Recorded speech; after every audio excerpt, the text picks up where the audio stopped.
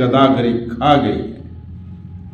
इसमें कोई शक नहीं है कि इस गदागरी का जो सबब बनता है वो सरमायादाराना निज़ाम बनता है, जिन्होंने गरीब लोगों के हिस्से की खुशियां, उनके बच्चों का रिज्क, उनके बच्चों के हकूक जो रियासत ने उनको देने होते हैं वो खुद हड़प कर लेते हैं। महरूम और मजबूर लोग जब इस रास्ते पर चल पड़ते हैं तो फिर वो वापस नहीं पलटते और मुसलसल इस रास्ते पर चलते रहते हैं। बज़ाहिर हुकूमत गदागरी को ख़त्म करने के लिए हर साल खतीर रकम खर्च करती है।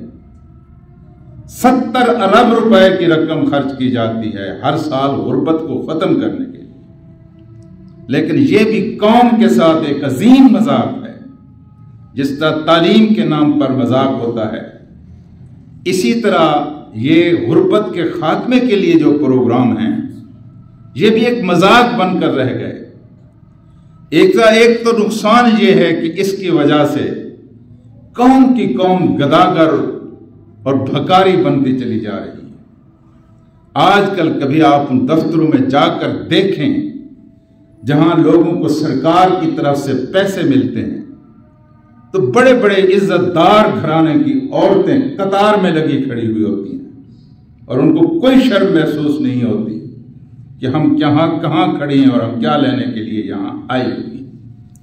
ये वो एक बैनुल अक़वामी एजेंडा है कि एक लिहाज से नेक नामी और शोहरत कमाई जा रही है कि हम गरीबों की मदद कर रहे हैं, पैसे मिल जाते हैं, इसमें कोई शक नहीं है, लेकिन उससे गुर्बत का खात्मा नहीं हो रहा। चंद हजार चंद दिनों में खर्च हो जाते हैं, लेकिन उसका वबाल जो है वो हमारी मुआशरत के ऊपर पड़ रहा है।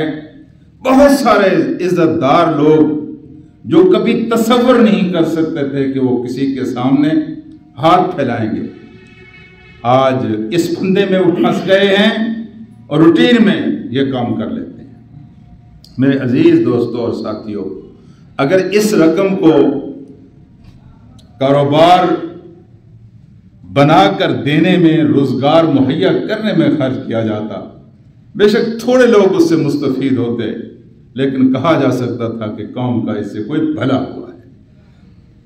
आज सूरत हाल यह है कि भकारियों का एक माफिया है।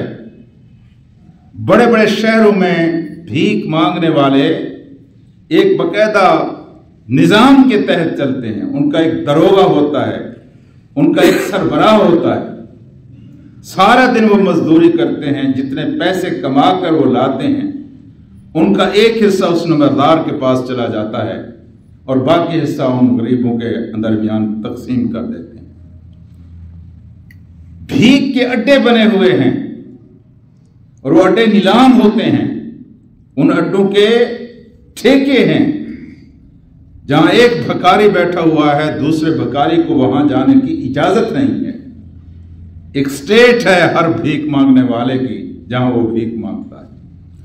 इन सारे मफासिद और इन सारी खराबियों और बुराइयों के पस मंजर में हम ये देखते हैं कि अल्लाह का कुरान हमें क्या हिदायत देता है और मोहम्मद रसूलुल्लाह सल्लल्लाहु अलैहि वसल्लम भीख मांगने के सिलसिले में, सवाल करने के सिलसिले में क्या हमें तालीमात इरशाद फरमाते हैं।